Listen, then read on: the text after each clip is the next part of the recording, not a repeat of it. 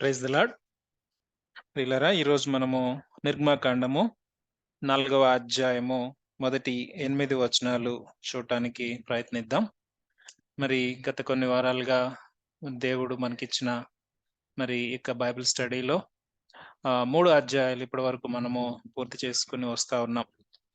మరి దేవుడు ఇశ్రాయేలు ప్రజలను ఆయన అబ్రహాము ద్వారా ఆయన ఏర్పరచుకొని అబ్రహాము యొక్క సంతానానికి ఒక దేశాన్ని, ఒక వాగ్దాన దేశాన్ని ఆయన ఇస్తానని మరి ఆయన చేసిన యొక్క ప్రామిస్ యొక్క నెరవేర్పు దిశగా మరి ఇశ్రాయేలు ప్రజలను ఐగుప్తు దాస్యంలో నుంచి దేవుడు విడిపించడానికి ఆయన మరి నిర్ణయించిన ప్రణాళికలు, ఆయన వాగ్దానపు నెరవేర్పు సమయాలను మనము చూస్తా ఉన్నాం.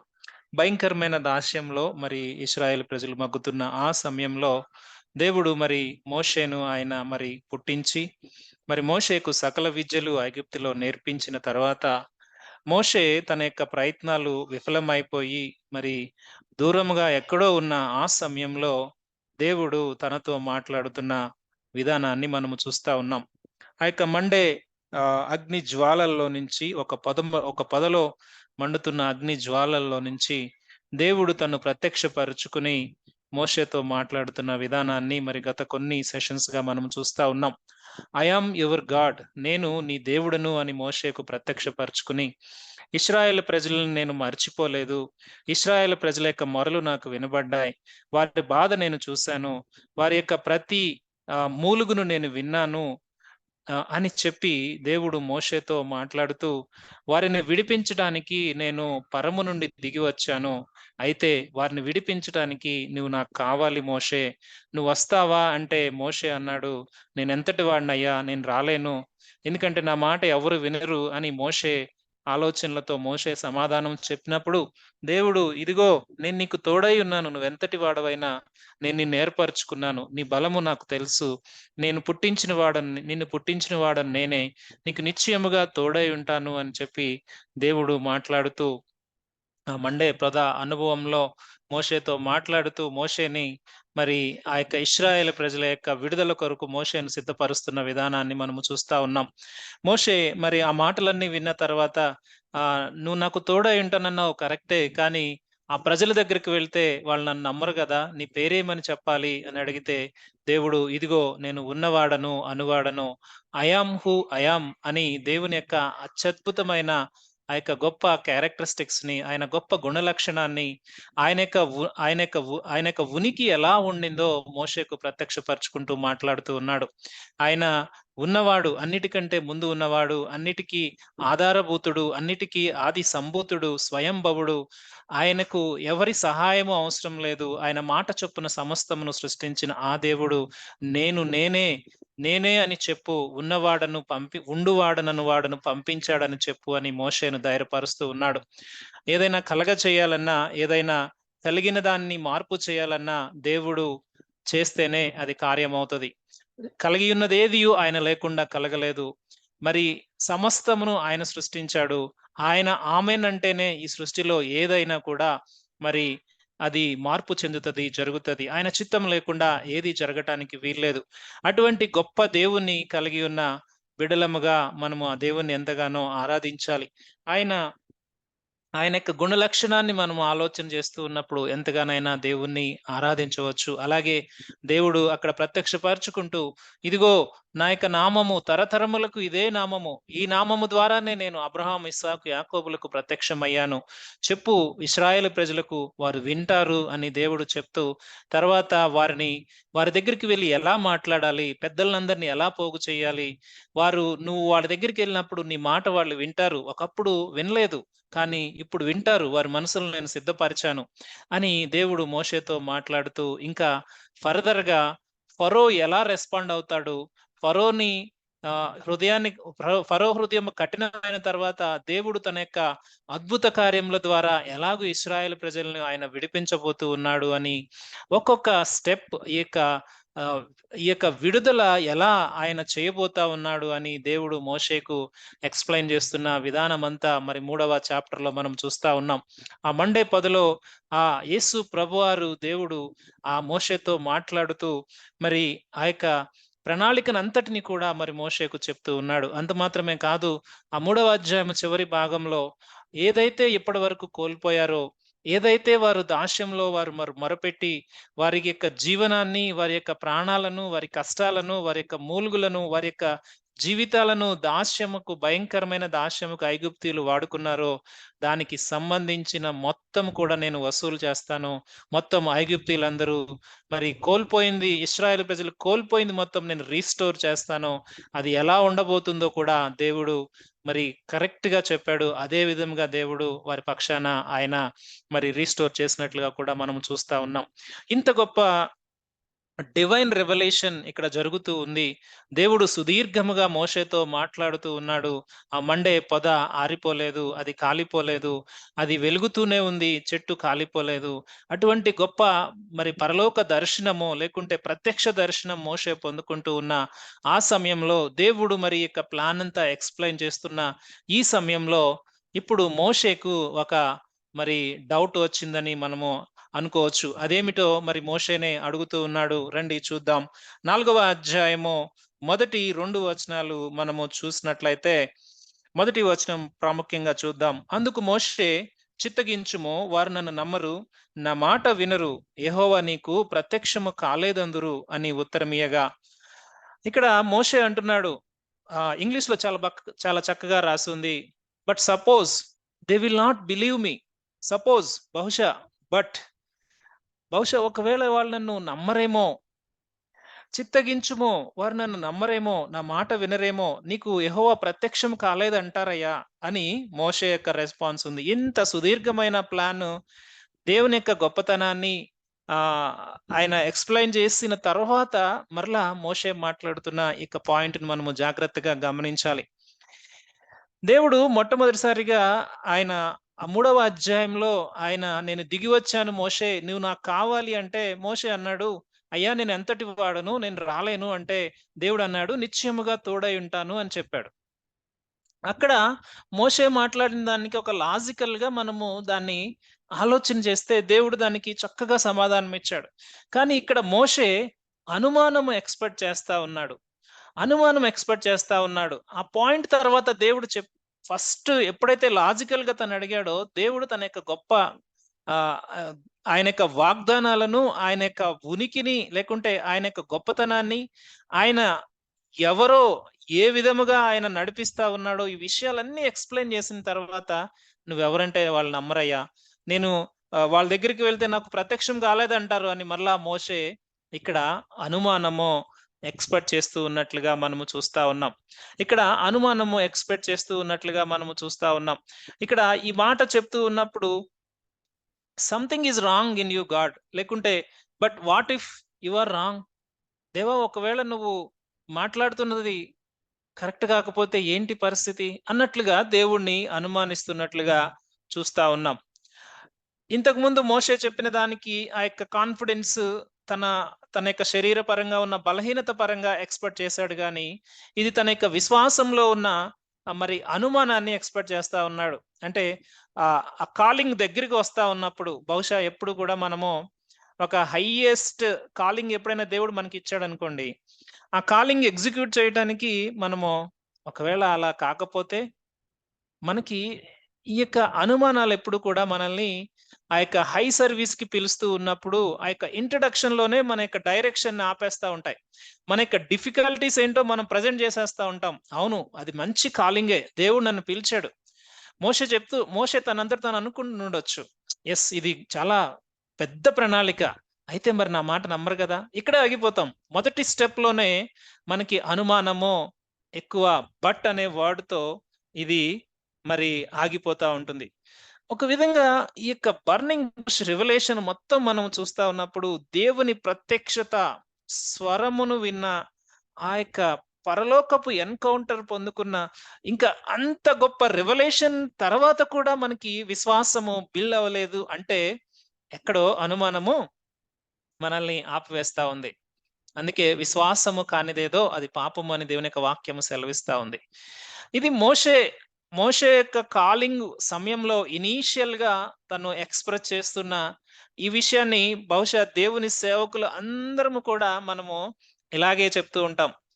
ప్రత్యక్షత ఉంటది, పిలుపు ఉంటది, దేవుని కన్ఫర్మేషన్స్ ఉంటాయి. కానీ పరిచర్య చేయటానికి వెళ్ళటానికి అంత విన్న తర్వాత బట్ అనే ఒక వర్డ్ వాడేస్తాం మనం. అక్కడేదో ఒక సమస్య ఉంది. నేను వెళ్ళలేను. వాళ్ళు నా మాట వినరు. దేవుడు అంటా ఉన్నాడు. వాళ్ళు నీ మాట వింటారు అని స్పష్టంగా దేవుడు చెప్పాడు. ఇశ్రాయేలు పెద్దల దగ్గరికి వెళ్ళు. ఈ పితరుల దేవుడు ప్రత్యక్షమయ్యాడని చెప్పు. ఉన్నవాడు, అనువాడు దేవుడు ప్రత్యక్షమయ్యాడని చెప్పు అని దేవుడు ఆయన మొత్తం ఒక ప్లాన్ అంతా కూడా రివీల్ చేసి చెప్పినప్పుడు, నీ మాట వినరయ్యా. నీకు ప్రత్యక్షం కాలేదంటారయ్యా. నేనేం చెప్పాలి ఇప్పుడు అంటే దేవుడేమంటాడు? దేవుడేమంటాడు?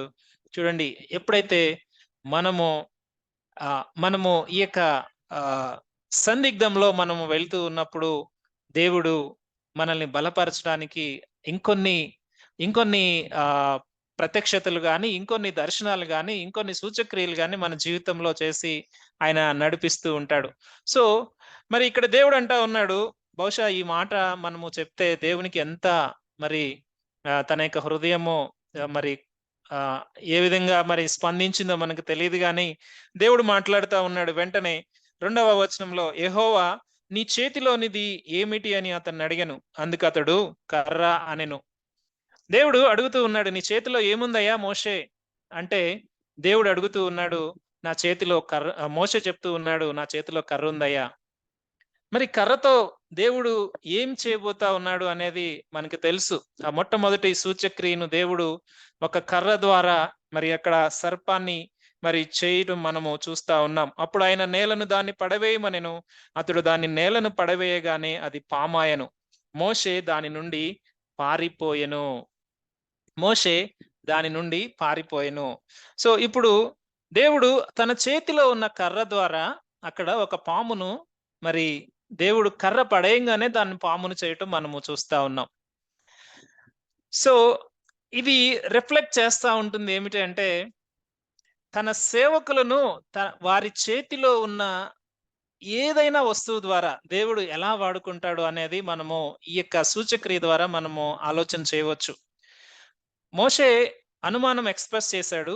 అనుమానాన్ని నివృత్తి చేయటానికి, లేకుంటే ఆ యొక్క అనుమానానికి కొంచెం ఫర్దర్‌గా దాన్ని క్లారిఫై చేసి, మోషే యొక్క విశ్వాసాన్ని మెరుగుపరచడానికి దేవుడిక అద్భుతమైన సూచక్రియ చేస్తా ఉన్నాడు. జాగ్రత్తగా ఆలోచన చేస్తే మోషే చేతిలో ఉన్న కర్ర బహుశా మరి ఎన్ని సంవత్సరాల నుంచి ఆయన గొర్రెలను కాయడానికి, మేపటానికి ఆయన వాడుతూ ఉన్నాడో. ఏ విధంగా యూజ్ లేని కర్ర అది. యూజ్ లేని కర్ర. కానీ దేవుడు ఆ కర్ర ద్వారా అద్భుతం ఆయన చేస్తూ ఉన్నాడు. కర్రలో ఏమైనా జీవం ఉందా అంటే లేదు. కానీ దేవుని మాటలో జీవం ఉంది. దేవుడు మోషే ఐగుప్తు ప్రాంతంలో మరి ఆ యొక్క రాజదండం ఉన్నప్పుడు రాజదండం ద్వారా దేవుడు మోషేని పిలుచుకోలేదు గాని, మిద్యాను ప్రాంతంలో ఎందుకు మరి చెప్పాలి అంటే ఆ కర్రకు విలువ లేదు మనకు తెలుసు. కానీ ఆ కర్ర ద్వారా దేవుడు అద్భుతాలు మోషేకు చూపించడానికి దేవుడు ఆ కర్రను వాడుకుంటూ ఉన్నాడు. సో, దేవుడు సేవకుల చేతిలో ఉన్న కొన్ని విషయాలు ఆయన ఎట్లా అద్భుతంగా వాడుకున్నాడనేది ఒక్కసారి మనము ఆలోచన చేద్దాం. మనందరికీ తెలుసు, దావీదు గొర్రెల కాపరి. తను మరి ఆ యొక్క ఫిలిష్తీయులు ఇశ్రాయేల్ ప్రజల మీద వారు యుద్ధము మరి ఆరంభించినప్పుడు దాదాపు 40 సంవత్సరాలు ఆ యొక్క గొలియాతు వారిని బెదిరించి, మీరు నన్ను గెలిస్తేనే గాని మీరు నన్ను గెలవండి, ముందు అసలు యుద్ధం కాదు అని వారందరిని భయపెడుతూ ఉన్నప్పుడు, మరి దావీదు వచ్చి సైన్యములకు అధిపతి అయిన యెహోవా సైన్యమును తృణీకరించడానికి వీడెవడు సున్నతి లేనివాడు అని దేవుడు గొలియాతు తన యొక్క వడిసెల రాయితో దావీదు గొలియాతును వడిసెల రాయితో చంపిన విధానాన్ని మనం చూస్తా ఉన్నాం. సో, ఒక్క వడిసెల రాయితో అవతల ఉన్న యుద్ధశూరుడు, ఆ 7 అడుగుల అజానుబాహుడు ఎలా చనిపోతాడు? ఆలోచన చేస్తే అక్కడ దావీదు యొక్క విశ్వాసానికి దేవుని యొక్క శక్తి, దేవుని యుద్ధము యెహోవా చేసినట్లుగా మనం చూస్తా ఉన్నాం. వడిసెల రాయిలో శక్తి లేదు. దావీదు యొక్క నైపుణ్యత కాదు, కానీ అది దేవుని యొక్క శక్తి. అంటే ఒక వడిసెల రాయి ఒక వ్యక్తిని చంపగడానికి దేవుని యొక్క మాటలో శక్తి ఉంది, రాయిలో శక్తి లేదు. అలాగే మనము ఆలోచన చేస్తే న్యాయాధిపతుల గ్రంథంలో జడ్జెస్ 3వ అధ్యాయం 31వ వచనంలో అక్కడ షమ్గరు అని ఒక వ్యక్తి ఉంటాడు. ఆ వ్యక్తి కూడా తన చేతిలో ఉన్న మునికోల కర్ర ద్వారా తన చేతిలో ఉన్న మునికోల కర్ర ద్వారా మరి తను ఎంతో మందిని చంపి ఇశ్రాయేల్ ప్రజలకు విజయాన్ని ఇచ్చినట్లుగా మనము చూస్తా ఉన్నాం.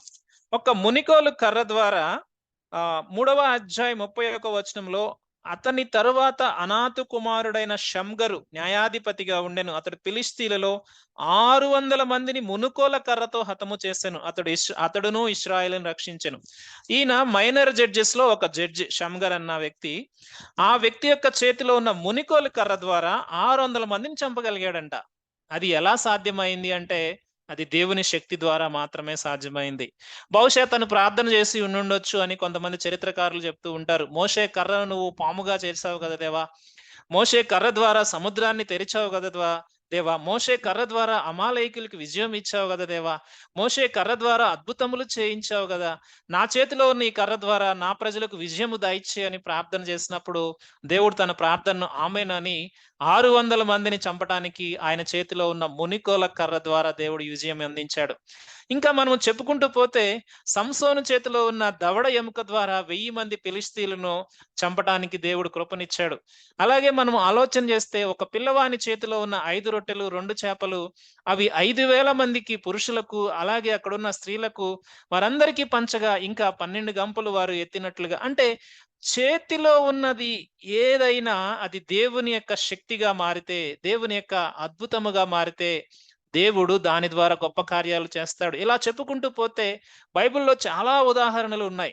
అయితే వీటన్నిటి విషయాల్లో దేవుని యొక్క గొప్పతనాన్ని మనం ఆలోచన చేయాలి.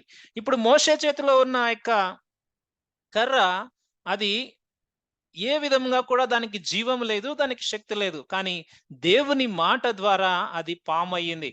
దేవుని మాట ద్వారా అది ఎర్ర సముద్రాన్ని చీల్చింది. దేవుని మాట ద్వారా అది బండను చీల్చి నీళ్ళిచ్చింది. దేవుని మాట ద్వారా అమాలేకుల మీద యుద్ధమును జయమును ఆ యొక్క కర్ర ద్వారా దేవుడిచ్చాడు. అది ఒకప్పుడు మోషే చేతిలో ఉన్నప్పుడు అది విలువలేని కర్ర, అప్పుడు అది దేవుని యొక్క కర్రగా తర్వాత అది మార్చబడింది. ఆ విషయాన్ని మనము చూస్తాం. ఆ కర్రని దేవుడు వాడుకొని అద్భుతాలు చేశాడు. ఇది దేవుని యొక్క శక్తే గాని కర్రలో జీవం లేదు. ఈ విషయాన్ని చాలా మంది మనము గ్రహించక ఒక అద్భుతము ఒక విషయంలో జరిగిన తర్వాత ఆ అద్భుతము జరిగిన దానికే మనము ఎక్కువ ప్రాధాన్యత ఇచ్చి ఈరోజు క్రైస్తవ సమాజము అద్భుతాల వైపు నడుస్తున్న బాధాకరమైన విషయాన్ని కూడా మనము ఆలోచన చేయాలి. ఎప్పుడు కూడా దేవుని యొక్క శక్తిని వదిలి దేవుడు వాడిన దానికి ఎక్కువ క్రెడిట్ ఇవ్వటం మనము చూస్తా ఉన్నాం. అది ఏమవుతుందంటే అది మనకు విగ్రహం అయిపోతుంది. అదే మనకు గొప్పగా కనిపిస్తుంది. దానివల్ల మనము ఈ లోకంలో ఉన్న వాటి కొరకు వెంబడించి భ్రష్టత్వంలోనికి కొట్టుకొని పోయే అవకాశం ఉంది. దేవుడు ఆయన నిర్జీవమైన వాటిని ఆయన శక్తిగా మార్చి, లేకుంటే ఆయన అద్భుత కార్యములుగా ఆయన మార్చి ఆయన వాడుకోగలడు. అందుకే దేవుని యొక్క దర్శనాలు దేవుడు మాట్లాడిన మాటలు చూస్తే ఆ ఎండిన ఎముకలను మహాసైన్యముగా దేవుడు చేసిన విధానమైనా గాని దర్శనంలో, అలాగే రాళ్ల ద్వారా అబ్రహాముకి నేను కుమారులను పుట్టించగలను అని యోహాను ద్వారా దేవుడు చెప్పించిన విధానం అయితేనేమి, దేవుడు ఏదైనా మీరు ఊరుకుంటే ఈ రాళ్ళు నన్ను స్తుతిస్తాయి అంటే దేవుని మాటలో, దేవుని మాటకు సృష్టి అంతకు శక్తి ఉంది. దేవుడు నిర్జీవమైన వాటి ద్వారా అద్భుతమైన కార్యాలు చేస్తున్నాడు, చేసే దేవుడు అని మనము ఆయన గొప్పతనాన్ని మనం ఎప్పుడు కూడా గ్రహించాలి. దేవుడు ఎప్పుడైతే ఇది పాము అవ్వు అన్నాడో అది పాము అయింది. ఆ పాము ఎలా అయిందో తెలుసా? కర్ర పాములాగా ఉండి అక్కడే ఉండిపోలేదు. ఆ పాము అవ్వంగానే మోషే ఏం చేశాడంట, మోషే దాని నుండి పారిపోయాడు. అంటే అది రియల్ సర్పం అయి అది మోషేను భయపెట్టినంతగా పామైంది. అది ఎంతగా మోషేను భయపెట్టిందో. సో ఈ విషయాన్ని మనం జాగ్రత్తగా గమనించాలి. ఏదో ఇప్పుడు మంత్రగాళ్ళు చేస్తున్న పాములు ఏంటంటే అక్కడక్కడే బుస్ బుస్ మంటూ ఉంటాయి, కానీ ఇది రియల్ పాము అయిపోయింది. అది ఓన్లీ కర్రలాగా ఉన్న పాములాగా ఆగిపోలేదు. అది రియల్ పాము అయిపోగానే ఇప్పుడు దేవుడు అంటా ఉన్నాడు, మోషే దగ్గరకు వెళ్ళి ఆ కర్రను పట్టుకో, సారీ ఆ యొక్క పామును దాని తోకను పట్టుకో అని దేవుడు చెప్తూ ఉన్నాడు. మనము జాగ్రత్తగా ఆలోచన చేస్తే తోక పట్టుకోవటం అనేది చాలా డేంజర్. ఎప్పుడైనా పామును మనం తోక పట్టుకున్నాము అంటే అది ఇమీడియట్ గా బ్యాక్ బైట్ చేసేస్తుంది. దానికి ఉన్న స్ట్రెంగ్త్ అది. కానీ దేవుడు ఏమంటూ ఉన్నాడు తెలుసా? నువ్వు వెళ్ళి ఆ తోకను పట్టుకో. మోషే భయపడి పారిపోతున్న మోషేని వెళ్ళి డేంజరస్ స్పాట్ లో పట్టుకోమంటా ఉన్నాడు దేవుడు. ఈ సంగతి మనం నేర్చుకోవాలి. మోషే మోషేకు తెలుసు అది ఎంత అన్‌కంఫర్టబులో. ఒక గొర్రెల కాపరి 40 సంవత్సరాలు అరణ్యంలో తిరుగుతున్న వ్యక్తి ఎన్ని పాములను తను చూసాడో తెలీదు. ఆ డేంజరస్ అంటే అన్‌కంఫర్టబుల్ సిట్యుయేషన్‌లో అనగా అది అక్కడ పట్టుకుంటే మనకి ప్రమాదం అయితది. అది పట్టుకుంటే మనకి కష్టమైతది. అది పట్టుకోవటం అనేది అది చెప్పొచ్చు మనం. దేవా అది నీకు తెలీదా? అది నార్మల్‌గా మనం చేసేది కాదు గదా! నువ్వేంటి తోక పట్టుకోమంటున్నావు? అని మోషే క్వెషన్ చేయలేదు. చూడండి, దేవుడు ఒక అద్భుతము చేస్తూ ఉన్నప్పుడు మోషే యొక్క హృదయము నెమ్మది నెమ్మదిగా దేవుని యొక్క శక్తిని ఆశ్రయిస్తున్నట్లుగా మనం చూస్తా ఉన్నాం. అంటే ఎంత క్లోజ్‌గా దేవుడు తన బిడ్డలను ఆయన కాలింగ్ మన జీవితంలో ఉన్నప్పుడు దేవుడు ఎంత శ్రమిస్తూ ఉన్నాడో మనల్ని ఆయన దగ్గరకు చేయటానికి. లేకుంటే ఆయన కాలింగ్ దగ్గర చేయటానికి ఎంత శ్రమిస్తూ ఉన్నాడో చూస్తే ఇక్కడ దేవుని యొక్క ఈ విషయంలో మోషే యొక్క ఫెయిత్‌ని మనము మరలా అప్రిషియేట్ చేయాలి. ఎళ్లి ఆ తోకను పట్టుకోంగానే అది కర్ర అయింది. సో, దేవుడెప్పుడు కూడా మన యొక్క ఫెయిత్‌ని పరీక్షించడానికి అన్‌కంఫర్టబుల్ సిట్యుయేషన్స్‌లో ఈ మాటను మనం ఎప్పుడు జ్ఞాపకం చేసుకోవాలి.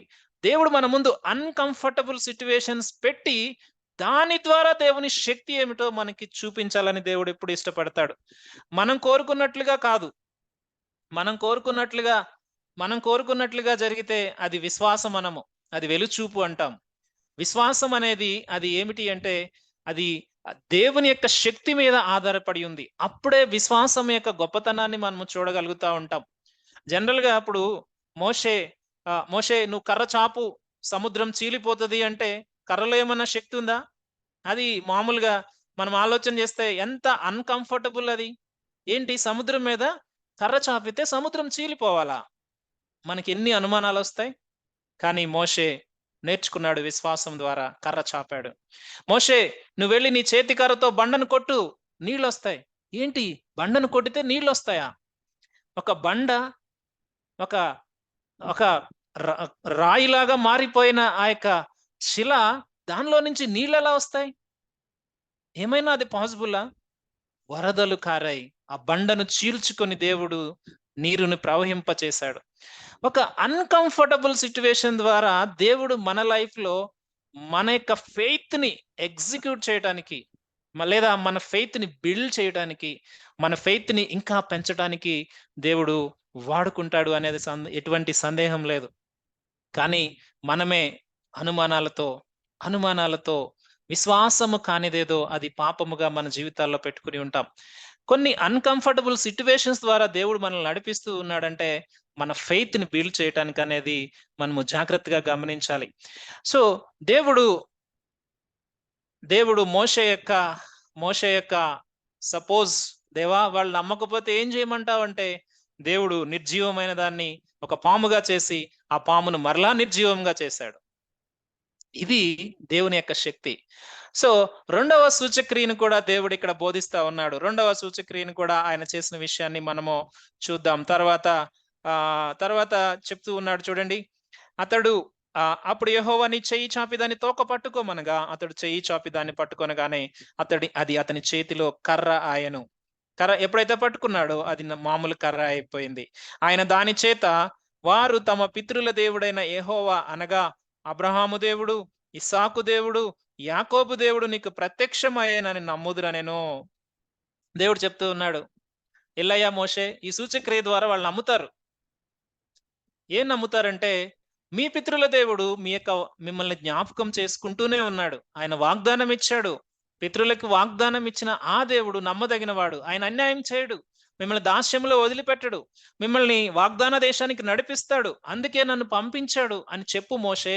నేను ఎంత కన్సర్న్డ్‌గా వారి పక్షాన నేనున్నానో, నేను వారిని పుట్టించాను. వారి కష్టాన్ని నేను చూస్తూ ఉన్నాను. వారిని నేను విడిపిస్తూ ఉన్నాను. నువ్వు వెళ్ళు అని మోషేకి మరి వారి యొక్క జీవితాల్లో దేవుని యొక్క వాగ్దాన నెరవేర్పు ఏమిటో చెప్పు అని మరలా మోషేకు దేవుడు ఇక్కడ చెప్తూ ఉన్నాడు. అయితే దేవుడు ఒక్క సూచక్రియ చేసి దాని తర్వాత వెళ్ళమని చెప్పి మరలా ఇంకా 2 సూచక్రియలు చేస్తూ ఉన్నాడు. ఆ 2 సూచక్రియలు కూడా మనం ఇక్కడ చూద్దాం. ఆ 2 అద్భుతాలు కూడా మనము చూసినట్లయితే 6-9 వచనాల్లో ఆ 2 అద్భుతాలు రాయబడి ఉన్నాయి. సో, మరలా దేవుడు చెప్తూ ఉన్నాడు. మరియు యెహోవా నీ చెయ్యి నీ రొమ్మున ఉంచుకొనమనగా అతడు తన చెయ్యి రొమ్మున ఉంచుకొని దాని వెలుపలికి తీసినప్పుడు ఆ చెయ్యి కుష్ఠము గలదై హిమము వలె తెల్లగా ఆయను. తర్వాత ఆయన నీ చెయ్యి మరలా నీ రొమ్మున ఉంచుకొనమనగా అతడు తన చెయ్యి మరలా తన రొమ్మున ఉంచుకొని తన రొమ్ము నుండి వెలుపలికి తీసినప్పుడు అది అతని మిగిలిన శరీరము వలె ఆయను. దేవుడు రెండవ సూచక్రియను కూడా ఇక్కడ చూపిస్తా ఉన్నాడు. ఇక్కడ రెండవ సూచక్రియను కూడా చూపిస్తున్నాడు. మొదటిది కర్ర పాము అయింది. ఆ పాము నుంచి పారిపోయినప్పుడు పట్టుకోమన్నాడు, మరలా కర్ర అయింది. ఇప్పుడు దేవుడు ఇంకొక సూచక్రియ తన యొక్క విశ్వాసాన్ని మెరుగుపరచడానికి, ఇశ్రాయేలు ప్రజలు నమ్మటానికి ఇంకొక సూచక్రియను చూపిస్తా ఉన్నాడు. ఈ సూచక్రియలో దేవుడు ఎప్పుడైతే మోషే తన చెయ్యి రొమ్ము మీద పెట్టుకోగానే తన చెయ్యి అంతా కుష్ఠము వలె కుష్ఠము వచ్చి అనగా లెప్రసీ వచ్చి చెయ్యంతా హిమముగా మారిపోయిందంట. యాక్చువల్ గా అక్కడ హెబ్రీ పదము అది వాడినది మనము అక్కడ దాని యొక్క ట్రాన్స్లేషన్ గనుక మనము చూస్తే అక్కడ రాయబడిన లెప్రసీ అనేది అది భయంకరమైన డిసీజ్. దాంట్లో చాలా విధమైన రోగాలు ఉన్నాయి. కుష్ఠరోగం అంటే కేవలం కుష్ఠరోగమే కాదు. ఆ చెయ్యిలో ఎప్పుడైతే అది అలా తెల్లగా మారిపోయిందో, ఎప్పుడైతే అది నిర్జీవమైనదిగా అయిపోయిందో, దానిలో అనేకమైన రోగాలు అంటే మృత కణాలు వచ్చేసి ప్రస్తుతం మనము చూస్తా ఉన్నాం కదా. బాడీలో ఏదైనా మృత కణము వచ్చింది అంటే అది ఒక క్యాన్సర్ పుండులాగా మారి అది ఎలాగో మనుషులను అది బలి తీసుకుంటూ ఉందో అటువంటి భయంకరమైన పరిస్థితిలో అది మారిపోయింది. ఎప్పుడైతే దేవుడు మరలా చెయ్యి బయటికి తీయనంగానే ఆ మృతమైన చెయ్యి అక్కడ వరకు స్తంభించిన ఆ చెయ్యిలో మరలా జీవం వచ్చింది. జీవమును పునరుద్ధానమును అయిన ఆ దేవుడు ఇదిగో చెప్తూ ఉన్న మాట, ఆయన చేస్తున్న అద్భుతము మోషే యొక్క విశ్వాసాన్ని బలపరుస్తూ ఉన్నాడు. ఈ మొదటి 2 సూచక్రియల ద్వారా దేవుడు చెప్తూ ఉన్న మాట ఏమిటంటే, ఒక బ్యాడ్ గా మారిపోయిన విషయాలు అంటే కర్ర పామైంది. అది మంచి సంకేతమా? కాదు. అది ఈవిల్ కి సంకేతం. పాము అనేది డేంజర్ మనకి తెలుసు. పాము అనేది అది ప్రమాదం. పాము అనేది విషం. పాము అనేది సాతానుకు సూచన. దాన్ని మరలా దేవుడు కర్రగా మార్చాడు. రెండవ సూచక్రియలో ఇక్కడ మృతమైపోయిన శరీరాన్ని, ఒక హస్తాన్ని దేవుడు మరలా జీవముగా మార్చాడు. ఈ 2 సూచనల ద్వారా దేవుడు చెప్తూ ఉన్న మాట ఏమిటంటే, నువ్వు గనక విధేయత చూపిస్తే, మోషే నువ్వు విధేయత చూపిస్తే ఈ సూచక క్రియల ద్వారా నీ శత్రువులను నేను పవర్లెస్ గా చేస్తాను. నా శక్తి ఏమిటో నీ ద్వారా నేను ఈ ప్రపంచానికి లేక ఐగుప్తు ప్రాంతానికి నేను పరిచయం చేయబోతా ఉన్నాను. ఈ మొదటి సూచక్రియ ద్వారా వారు పవర్లెస్ గా అవుతారు. నీ చేతిలో ఉన్న కర్ర ఒక పాము అవటం ఏమిటి? ఆ పామును ముట్టుకోగానే మరలా అది కర్రగా మారిపోవటం ఏమిటి? వారికి ఇది భయము కలిగించాలా? వారికి ఇది ఆలోచన కలిగించాలా? నీ శత్రువులకు ఇది ఒక వారిని బలహీనముగా చేయటానికి నేను వాడుకుంటా ఉన్నాను. కానీ నాకు కావాల్సింది విధేయత కావాలి మోషే. నువ్వు నన్ను నమ్మాలి, నువ్వు నన్ను విశ్వసించాలి. ఇంకా నీ ప్రజలు నన్ను నమ్మరు కదా, నేను ఎలా వెళ్ళాలి అని మాట్లాడటానికి వీల్లేదు అని దేవుడు మాట్లాడుతూ ఉన్నాడు. రెండవ సూచక్రియలో దేవుడు నేర్పిస్తున్న పాఠం ఏమిటంటే, ఒక కంప్లీట్ గా పొల్యూటెడ్ గా మారిపోయిన ఒక హస్తాన్ని దేవుడు మరలా ప్యూర్ గా, పవిత్రముగా, నార్మల్ గా ఎలా మార్చగలడో మనము చూస్తా ఉన్నాం. ఈ 2 విషయాల్లో కూడా విధేయతను దేవుడు కోరుకుంటూ ఉన్నాడు. దేవుడు ఎటువంటి పరిస్థితి అయినా మన జీవితంలో ఈవిల్ సంగతులు, మన జీవితంలో ముఖ్యంగా సాతాను యొక్క పాము లాంటి డేంజరస్ పరిస్థితులు మన జీవితంలో ఉండి ఉండొచ్చు. లేకుంటే మనం ఎంత ఇంప్యూర్ గానైనా ఉండి ఉండొచ్చు. జాగ్రత్తగా గమనిద్దాం. దేవుడు క్షమించలేని పాపము ఏది లేదు. దేవుడు ఆయన వెల చెల్లించని పాపము ఈ లోకంలో ఏది లేదు. ఎటువంటి పాపానికైనా మందు ఆయనే, ఎటువంటి ఇంప్యూరిటీకైనా మందు ఆయనే. కానీ విశ్వసించిన వారికి ఇది పవిత్రత. విశ్వసించిన వారికే ఈ యొక్క నీతి ఆరోపించబడుతుంది. విశ్వసించిన వారే దేవుని యొక్క శక్తిని వారు పొందుకుంటారు. కనుక దేవుడు మోషే యొక్క విధేయతను కోరుకుంటూ ఉన్నాడు. ఈనాడు అద్భుతాలు దేవుడు ఎన్నో చేస్తూ ఉన్నాడు. అప్పుడు చేసిన దేవుడు ఇప్పుడు చేస్తూ ఉన్నాడు.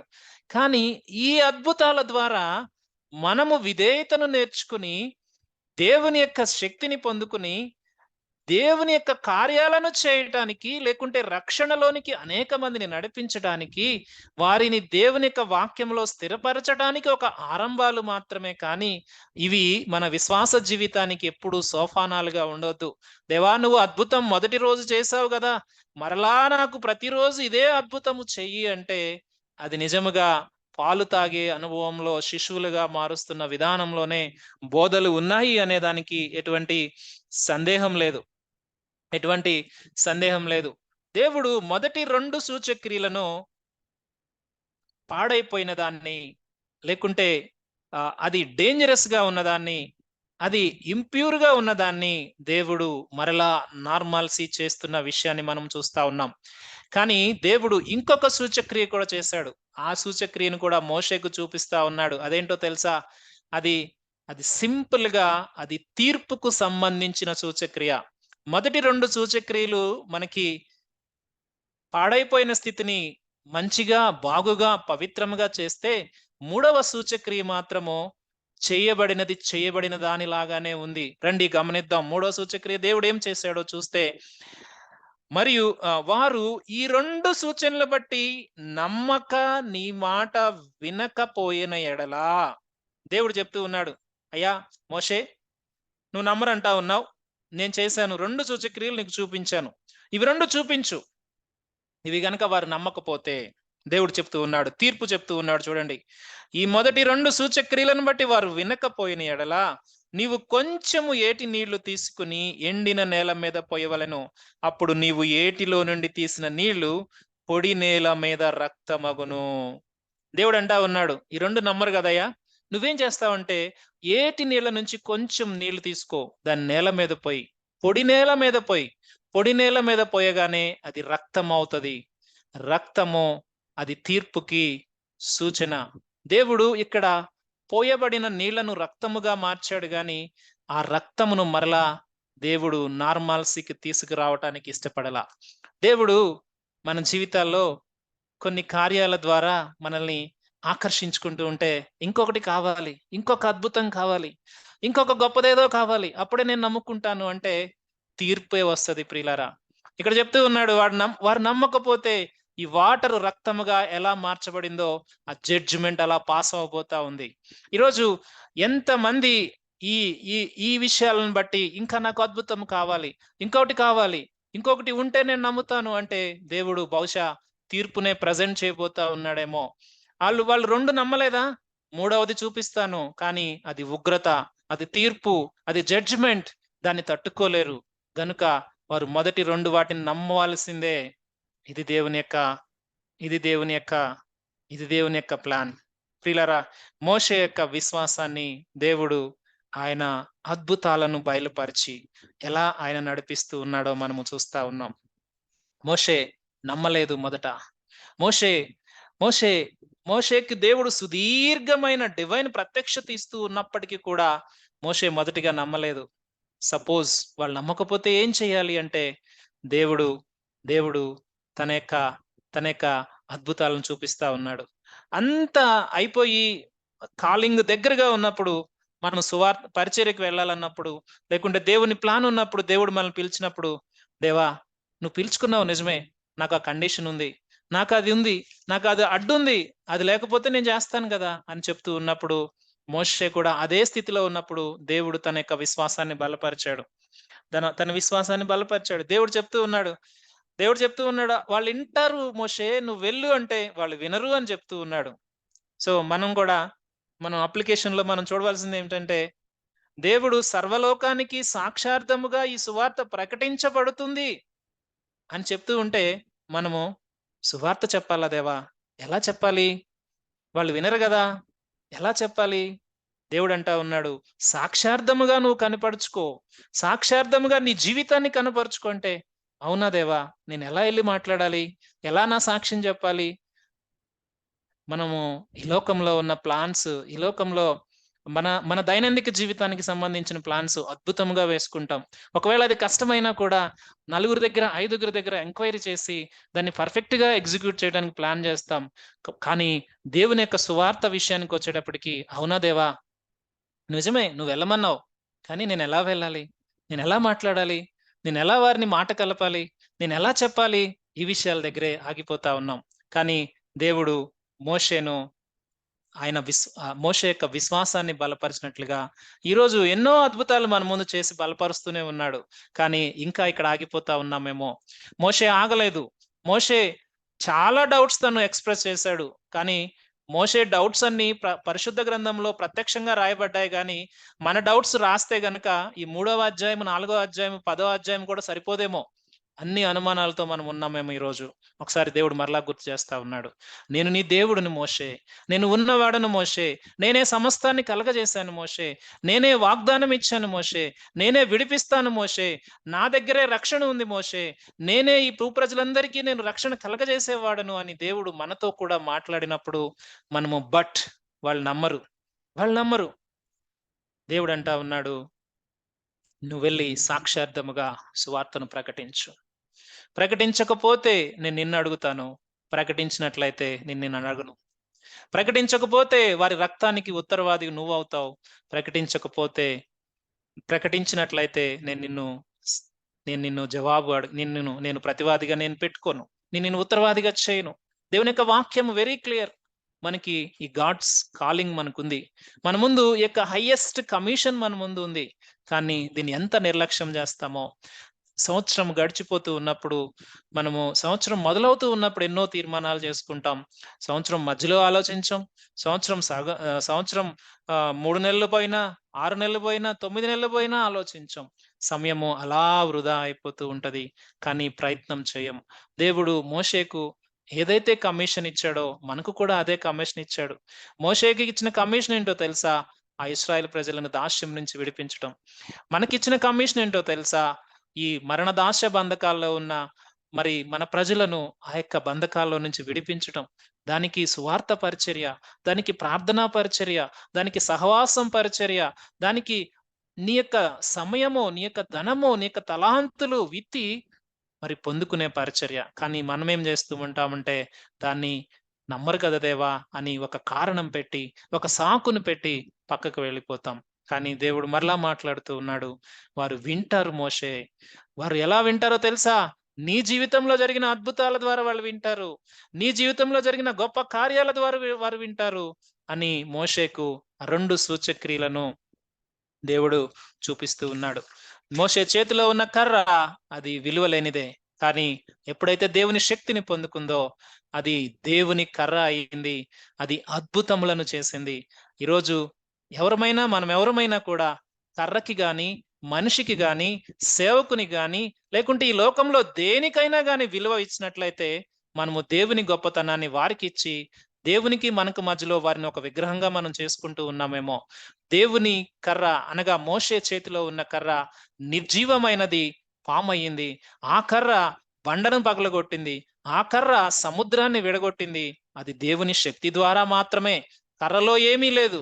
కానీ ఈరోజు మనము మధ్యలో వాడబడే ఇన్‌స్ట్రుమెంట్స్ కి దేవుని గొప్పతనాన్ని ఆపాదిస్తూ ఉన్నామేమో. జాగ్రత్త. మనము విగ్రహారాధన చేస్తూ ఉన్నాం.